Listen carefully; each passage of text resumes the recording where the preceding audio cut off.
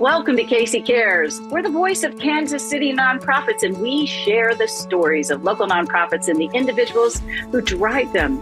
At Casey Cares, we connect the nonprofit and the business sectors to enhance the quality of life, in Kansas City for both our residents and our visitors.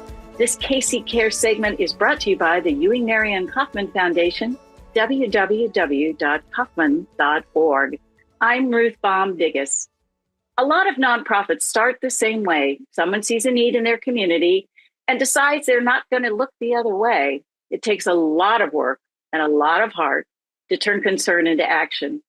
Project 1020 is Johnson County's Kansas City only low barrier cold weather shelter for people experiencing homelessness. And heart and passion have gone into that. Each year from December 1st through March 31st, Project 1020 opens its doors to offer warmth, compassion, good food, and a safe, comfortable place to sleep inside Shawnee Mission Unitarian Universalist Church. Project 1020 exists because of one very determined and kind-hearted person, Barb McEver. She's not with us today to share how Project 1020 came to be and why it matters so much to our community. Barb, welcome to Casey Cares. Thank you. All right, I gave the story, but there's such a warm, so motivated story of how this organization came to be. And I'd love for you to share how you and your late partner pulled this amazing organization together. Okay. So we, back in 2014, we were seeing people that we thought might be experiencing homelessness. We just kind of started chatting about it and wondered what we could do. We checked with the county to see where our other shelters were and realized that there weren't any. So we bought 10 cots, actually bought 2 cots to begin with. He took one home, I took one home, and we slept on them. And then the next night we swapped them to see which cot we thought was the most comfortable. And then we bought 10 cots and got some blankets and found a church in Olathe that allowed us space in the church. And we opened up the first season in 2015. And from there, we realized that there was a great need, and we couldn't stay in that church any longer. So then we found another church. They let us be there for 2 years, and we just, the number of people coming increased every year, and we realized we were onto something that was really needed in Johnson County. Talk a bit about the he in the equation, if you would.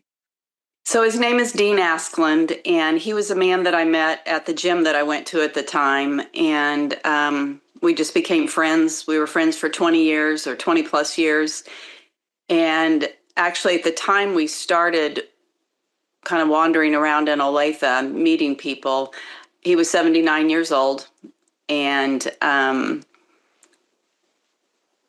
so interesting. He had the best stories, and I just could sit and listen to him talk for hours. And then in 2019, he passed away right after our 4th year of providing shelter. I love how this started, that random gym meeting where you have to strike up a conversation with somebody. So everybody go to the gym. You never know who you'll meet, right? Besides it being good for you, you may meet someone who will take you on to all kinds of things. How interesting that you all just decided we can do this. You make it sound so easy. I don't think it was probably that easy. So share with us how you kind of navigated and how you dealt with cities and communities and trying to help. I think us making it simple was the key. I feel like that there's too much talk, not enough action. And so we just simplified it and thought this is a need and let's see what we can do. The first 3 years that we operated, no one really knew anything about us except for the people that needed us. And so that made it pretty easy. But then in our fourth year so right before our fourth year, I had bought a building in Olathe, and that's kind of when everything exploded, to say. And you're not in that location now, though, correct? Right. That never came to be. We bought the building with the permission of the city of Olathe to run the shelter from there. And about 5 months after purchasing the building, while we were rehabbing it and making it the way we wanted it and ADA compliant, the city changed their mind and said that couldn't run the shelter there. It was a zoning issue. They decided to rezone that area. And so another church in Olathe, so our fourth year, another church in Olathe saw it on the news, contacted us and said, we have space here, come down, look at it. And if it works for you, you can use it. So that's what we did. Well, I want to revisit your challenge over the years of finding a space and why. But let's talk a little bit about homelessness in Johnson County. I think there are a lot of people who feel that doesn't happen in Johnson County because it is a affluent county. There are no homeless people. There are no hungry people. Tell us really what the case is. Right.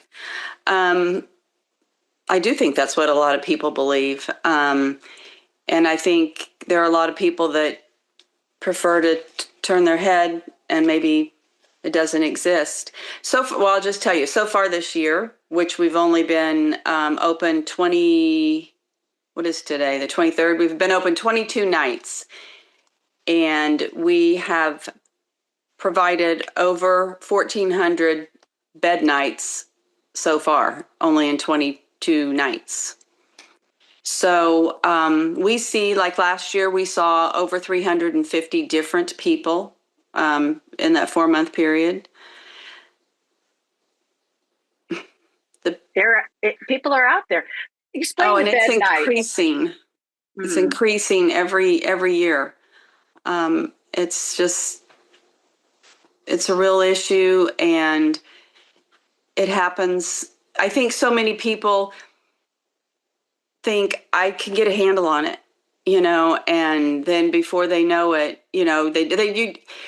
if you get in that situation and you think, oh, if I just have one more check, I can get this all together. And I think that it gets away from you. And the next thing you know, you are homeless and you don't have anywhere to go. And then in Johnson County, it's very hard. It's very hard to recover from that because it's just so expensive to live here. Mm-hmm. You say it sounded like more bed nights than beds you have. So explain that statistic a little bit for me. Well, we can shelter 50 people every night.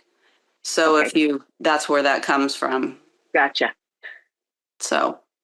And who are the folks that come to you? Tell us a little bit about the folks that spend the night with you at Project 1020. It's a variety of people. Everybody's got a story. We have mainly men, well, I shouldn't say that. I think this year it's like 73% men at this time. It could be any of us. I've said before, like last year, we had a gentleman that was 73 years old, I believe, and he was a teacher in one of our biggest school districts here in Johnson County. And we've had a lady before that was 83 years old and she was blind. Mm-hmm. I can't even imagine how she was able to navigate that. But the people are wonderful. They're grateful. There's a real community when you come inside Project 1020. I think everybody feels like they've walked into a place where they're welcome and that there are people there that care about them and that they have a sense of belonging. So, and that's what I think is so needed. Well, having been there myself and walked through the facility, it just feels like you've gone to somebody's kind of a hotel or kind of a dorm facility, for those who are familiar with that. we didn't talk about what 1020 stands for, though. I feel like I missed that. And then we'll go back and talk some more.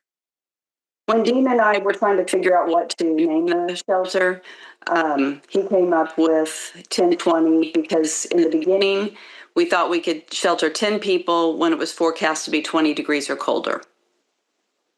And now, is there a temperature threshold, or you're just open during this period of time?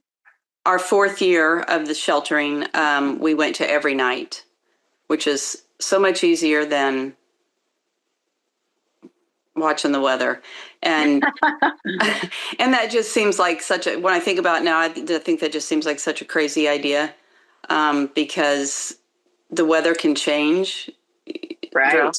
So quickly, and the wind makes a difference, and it just wasn't the best idea, but it got us where we're at now. So, but now we know where your name came from. That's great. Right.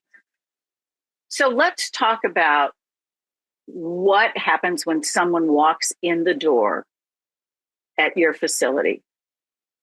So if they're coming in for the first time this season, they have to fill out a form. It's very simple. We're low barrier. We don't ask many questions. We don't require ID, but we just need a little bit of information. And mainly we're trying to gather information of what needs they have and how we can help them. I have a case manager that works year round, and after that form is filled out the next day, he's able to see it and contact that person.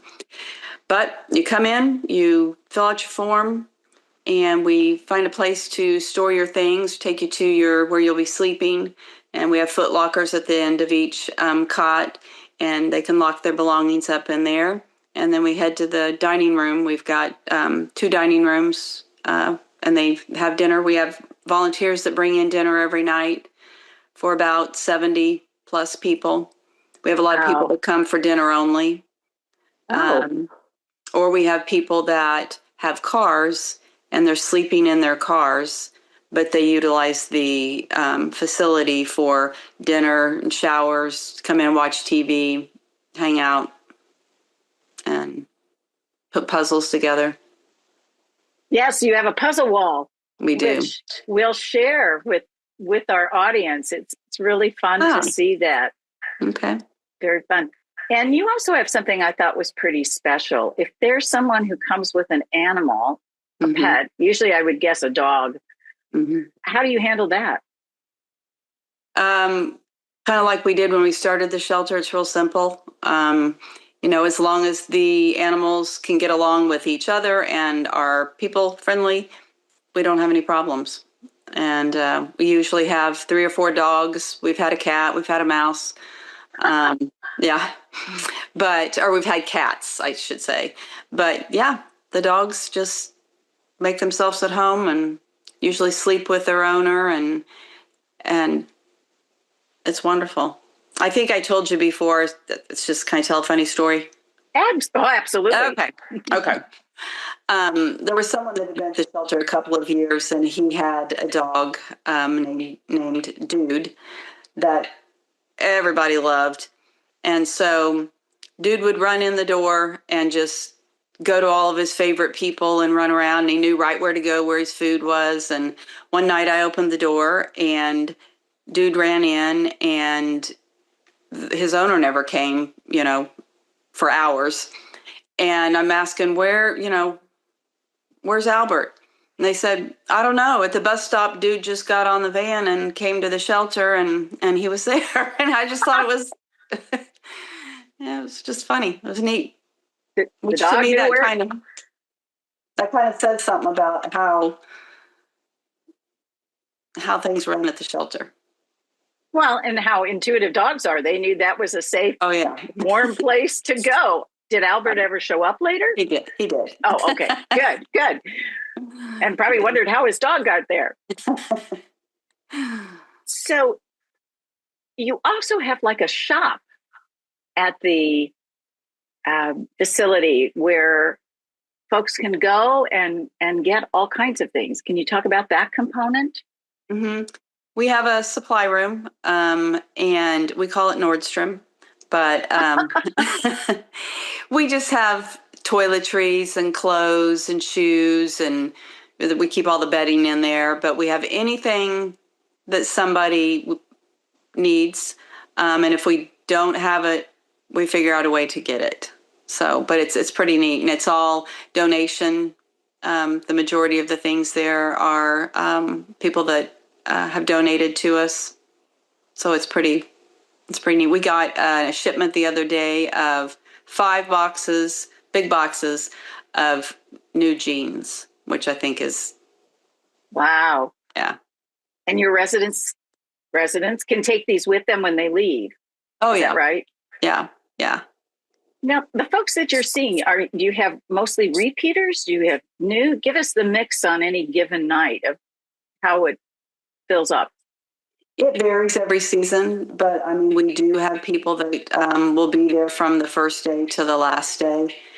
And for me, I think that's great, because if that gives them a little bit of stability to maybe get on their feet, I think that's really important. But we also have people that just, for whatever reason, might be there 2 or 3 nights and then be gone and come back for 2 or 3 nights. It's just kind of up and down. But we just want to be there for whoever needs us. And you open at 6. So do people come in and stand in line to quote unquote get assigned a bed? They do. We have 2 vans. We provide transportation if needed. We have 2 vans that go out every night, and we go to certain spots throughout the county. And so if they need a ride, they hop on the van and come to the shelter. And if you check in tonight, the way it works is if you check in tonight and you're planning to return tomorrow, that bed is saved for you. If you miss a night without telling me and you're not there the next night, then there's a really good chance you could lose your spot. So people are really good about calling and letting me know if, they're working late or if something's come up. So that's how we handle that. What's interesting, you mentioned if somebody is working. I think there's probably a misperception that everybody who is homeless is sitting on a curb, no job, no anything. Mm-hmm. Talk a little bit about that. I think it helps paint the picture of homelessness in the county itself. Right. We have a lot of people each year that have jobs, and they're so grateful when the shelter opens, because it's so difficult to be homeless and work. If you can, if you think about having all your stuff with you, and trying to get to work the next day, you don't necessarily want to carry your stuff with you, because it kind of screams, I'm homeless. But you don't have any place to put it either at the same time. And sometimes, they'll find what they think is a safe spot to store their things and come back at the end of the day and it's gone. Or, say it's the weather, it's raining, whatever. And a lot of times then they've lost the crucial things that you need, like your birth certificate, because if you think about it, they're carrying all this stuff with them. Yeah. And so then it's kind of like starting all over again each time something like that happens. So I feel like the people that we see, they don't necessarily have a hard time finding a job. It's keeping the job that is difficult because of their situation. And if they could just be given a place, I believe, to be stable for a while, it's so helpful. And, although we can only do it for 4 months, it's, usually you need more time than that, but at least it's a little reprieve for people that are struggling so much. Well, that begs the question, why only do it for 4 months? I mean, has that ever crossed your mind as to, can we make this year round? Oh, yeah. It's a variety of things, but the biggest thing is not having the county support to do that year round. It takes a lot, and we have to have a facility that would allow us, actually it's more of a zoning thing, that would allow us to be there year round. In Lenexa right now, it's written into one of their ordinances that we are there at that location for that specific amount of time, and that's it. I'm going to ask the tough question. I know you know lots of these lawmakers and whatnot. What's the problem? What's the challenge?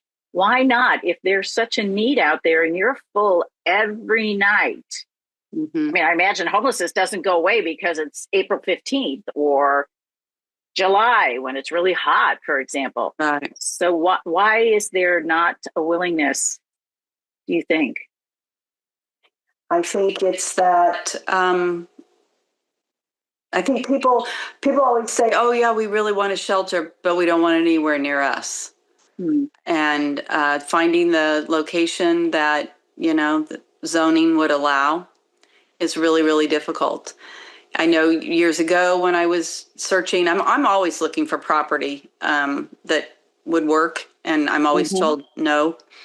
They would say if we could go way outside, like outside the city and into just county land, maybe that would work. But that poses a real big problem as far as transportation, location, jobs, all those things. It makes it really difficult.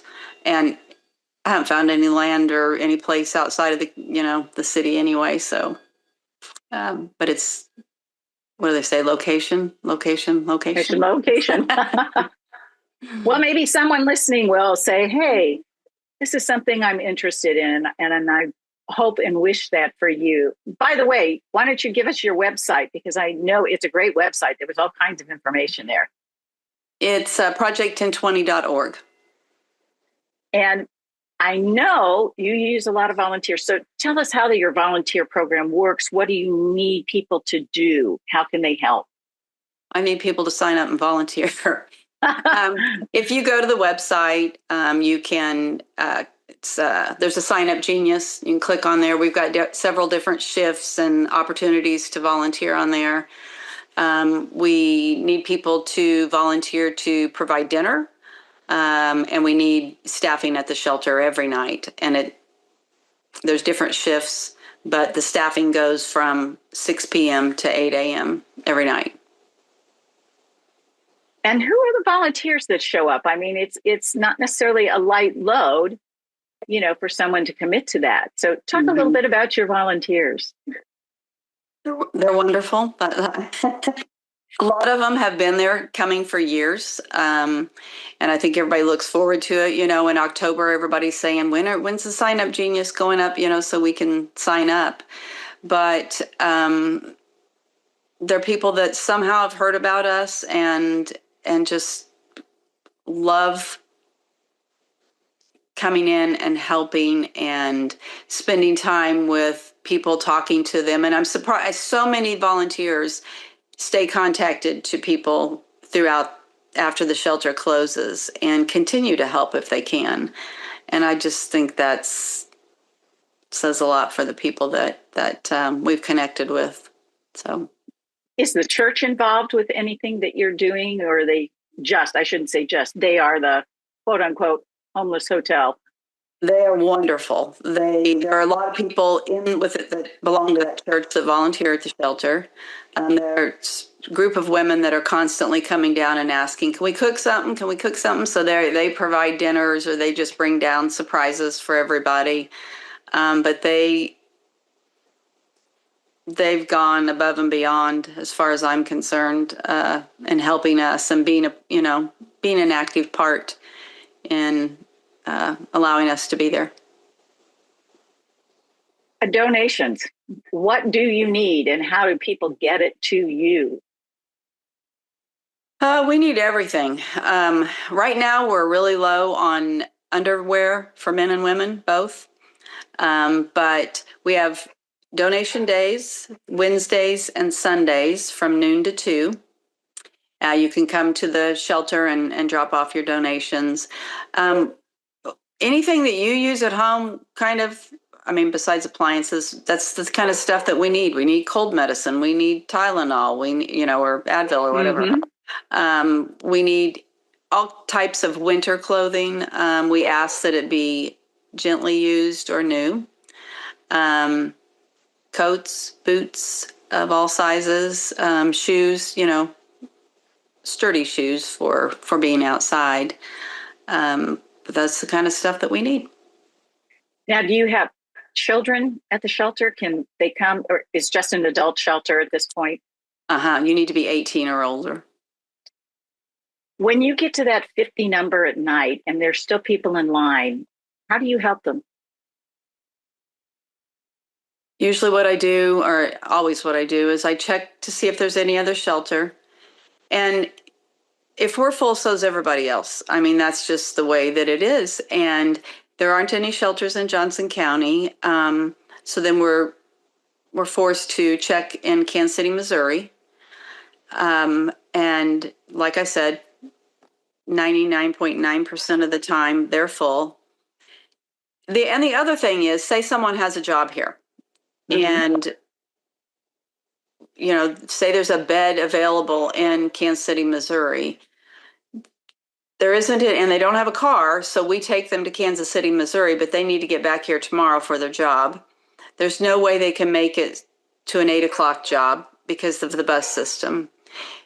And then that person is having to choose between their job and shelter. And it just seems inhumane to me. So what we do is we get motel rooms for people that we don't have room for. It's just, I don't know anything else to do. And I feel it's a very short-term fix, Band-Aid. But I just can't imagine trying to stay outside. So it's just, it's just a decision that I've made. But you have car slots as well, do you not? For some folks who do have cars. We do. I think that's so cool. So they can use all the facilities, but then they sleep in their car. Yeah. And you provide them with blankets. I mean, I want people to know that you're not just sending them out in their own coat. You will try to keep them as warm as possible in something that provides that temporary shelter. We got a lot of lifting to do, don't we? We do. How can the public real quickly help you? Should they be calling lawmakers? Should they, financially donate with materials, but to try to get beyond this and really make it a year-round kind of a deal? Yeah, I think we need to keep educating people, and I think we need to push the county to make this a priority. I mean, I can't believe the stuff that goes on in the county, the things that we can afford to do, and that this isn't a priority. Why do you think that is? Are people concerned the NIMBYs, not in my backyard kind of a thing, or that this problem doesn't exist? It has to be. I don't know what else it can be, and I don't know, you can stop me if I shouldn't say something like this, but. No, you absolutely share your thoughts. Okay.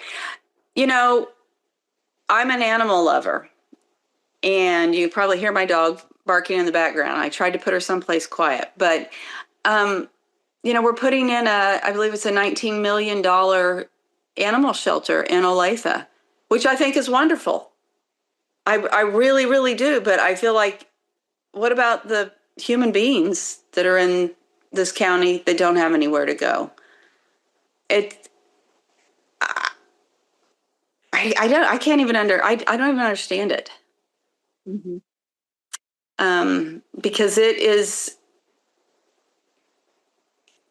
it's happening, and it's so frustrating to not be able to do more when you see, and it's one thing if you're sitting somewhere in your office. I understand how this can all just become statistics and numbers. But when you're meeting the people face to face, and you develop relationships, and you hear their stories, and you see the panic and the fear and the loneliness, I don't know how you can't put yourself in that situation and think, what would I want? What would I need? What if this were my loved one? What would I want someone to do for them? Well, And we're so grateful that you are there, at least for these folks. And for now, it's Project 1020. Barb, thank you for sharing with us. Check them out. They're doing wonderful, wonderful work. And thank you for joining us for KC Cares, Kansas City's nonprofit voice. We're produced by a nonprofit called Charitable Communications, and we are brought to you by the Ewing Marion Kaufman Foundation, www.kaufman.org. You can spread the love and find us on Facebook and Twitter at KC Cares Radio and on Instagram at KC Cares Online. Don't forget, Saturday mornings, you can catch us at 8 a.m. on ESPN 1510 a.m. and 94.5 FM. Thank you for joining us on KC Cares.